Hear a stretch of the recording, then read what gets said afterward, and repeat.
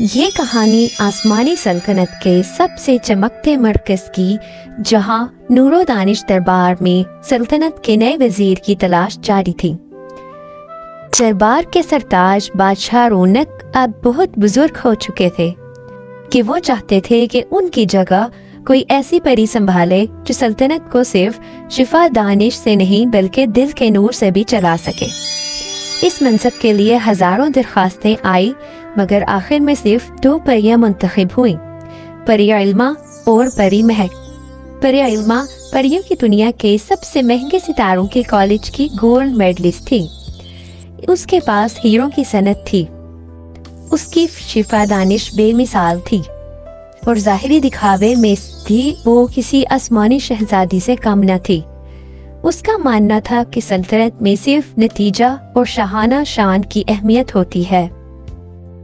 दूसरी तरफ परी महक थी, जिसने एक मामूली जुनों की पाठशाला से सादा मरहम कला की डिग्री ली थी। वो एक गरीब परी खानदान से ताल्लुक रखती थी और रोशनी के फूल बेचकर अपनी पढ़ाई मुकम्मल की थी। उसके पास इल्मा जैसी चमकती डिग्री नहीं थी, मगर उसके पास वो सब कुछ था जो उसकी माँ ने उसे बचपन से सिखाया था, जिसे हम तरबियत कहते हैं। इम्तहान का दिन था। सुबह से शबनम की तेज बारिश हो रही थी। दरबार के सुनहरी दरवाजे के बाहर फूलों की मट्टी जम चुकी थी। सबसे पहले परे इल्मा अपनी चमकती गाड़ी में पहुंची। उसने महंगा रेशमी लिबास पहना हुआ था और हाथ में फाइल थी। गाड़ी से उतरते ही उसके लिबास के नीचे के हिस्से पर थोड़ी सी गीली मिट्टी लग गई।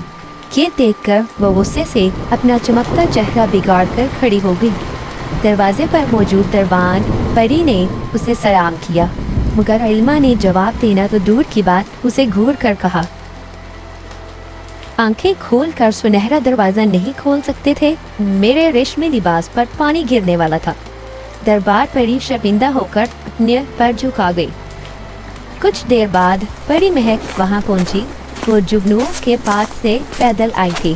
वो पूरी तरह भीग गई थी, मगर उसके चेहरे पर वही नरम सी मुस्कुराहट थी।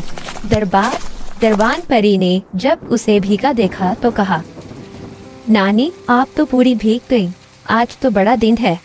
महक ने मुस्कुराते हुए जवाब दिया, कोई बात नहीं दादा परी, शबनम की बारिश तो खुदा की रहमत है, लिबास तो सूख जाएंगे। उसने मोहब्बत से दरबान से हाथ मिलाया और अंदर दाखिल हो गई। दोनों उम्मीदवारों को इंतजार घर में बिठाया गया। ये जगह किसी नूरानी महल से कम न थी। बादशाह रौनक ने एक अजीब फैसला किया था। उन्होंने कहा था कि दरबार में जाने से पहले दोनों का असल इम्तिहान इसी इंतजार घर में होगा, मगर उन्हें इस बात का पता नहीं चलने दिया गया। बादशाह रौनक ने अपने पुराने दोस्त उस्ताद बुजुर्ग रोशन, जो दरबार के शरीक पानी थे, को खाकरूब परी के भेस में वहां भेजा। उस्ताद रोशन ने पुराने मिट्टी से भरे कपड़े पहने, हाथ में गीला पोछा और मटका पकड़ा और निहायत आहिस्ता और कमजोर चाल में इंतजार घर में दाखिल हो गए।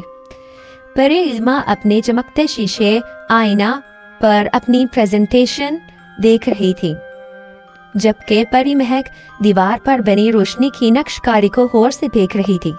अचानक खाकरूब बने उस्ताद रोशन का पांव फिसला और उनके हाथ से गंदे पानी से भरा मटका सीधा परी इल्मा के चमकते लिबास पर गिर गया। एक लम्हे में पिन ड्रॉप साइलेंस छा गई। परी इल्मा अपनी जगह से उछलकर खड़ी हो गई। उसका चेहरा गुस्से से लाल हो गया। उसने चीख कर कहा, ए अनपढ़ बुड्ढे, दिखाई नहीं देता? तुम्हें पता है ये लिबास कितने चमकदार हीरो से बना है? तुम्हारी पूरी जिंदगी की कमाई लग जाएगी इसे खरीदने में। उस्ताद रोशन, जो खाकरूब के भेस में था, ने कांपते हुए हाथ जोड़े और कहा, बेटी माफ कर दो, गलती हो गई, मैं अभी साफ कर देता हूँ। इल्मा ने उसका हाथ झटक दिया। दूर रहो मुझसे, तुम जैसे जाहिल लोग आसमानी सल्तनत में काम करने के लायक ही नहीं है। मैं बादशाह को शिकायत करूंगी और तुम्हें अभी के अभी नौकरी से निकलवा दूंगी। ये कहकर इल्मा ने अपनी रेशमी पट्टी निकाली, लिबास साफ करने लगी और फिर वही गंदी पट्टी फर्श पर फेंक दी। ये सब देखकर वहां मौजूद दरबार का स्टाफ डर गया।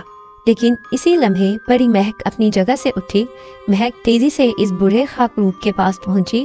اس نے سب سے پہلے استاد روشن کو سہارا دے کر کھڑا کیا اور نرمی سے پوچھا، بابا پری آپ ٹھیک ہیں؟ کہیں چوٹ تو نہیں لگی؟ پھر مہک نے بغیر کسی جھجک کے اپنے پھولوں کی رومال نکالی، زمین پر بیٹھ گئی، خود ہی گندے پانی کو صاف کرنا شروع کر دیا۔ علما نے حیرت سے پوچھا، تم پاگل ہو؟ یہ کام خاکروب کا ہے، تم کیوں اپنے ہاتھ گندے کر رہی ہو؟ دربار میں کیسے جاؤ گی ان ہاتھوں کے ساتھ؟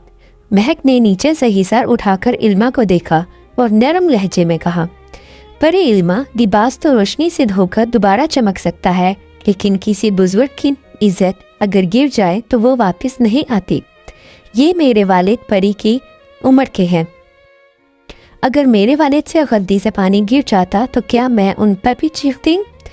مگر مہک نے استاد روشن کو شبنم کا پانی پلایا اور نرمی سے کہا، انکل آپ فکر نہ کریں، میں کسی کو شکایت نہیں کروں گی، آپ آرام کریں۔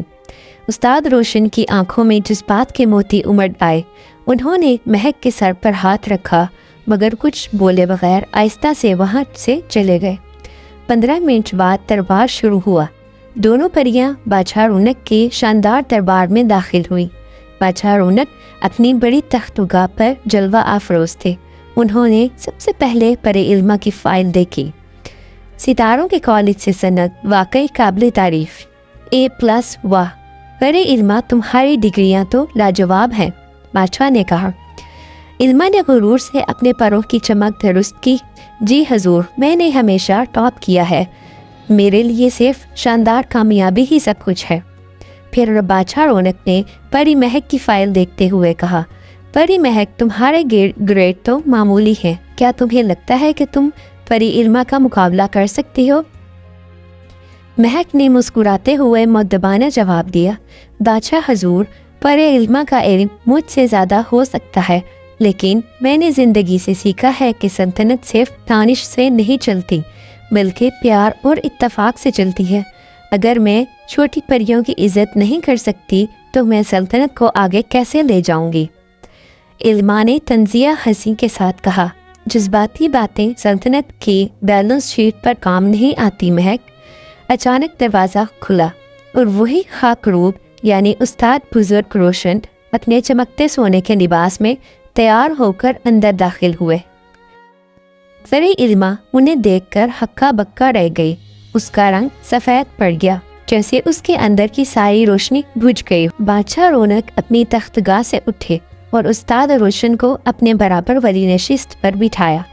بادشاہ نے اعلان کیا، تعارف کراؤ، یہ ہے استاد بزرگ روشن، اس سلطنت کے اصل بانی اور میرے استاد، آج کا فیصلہ یہی کریں گے۔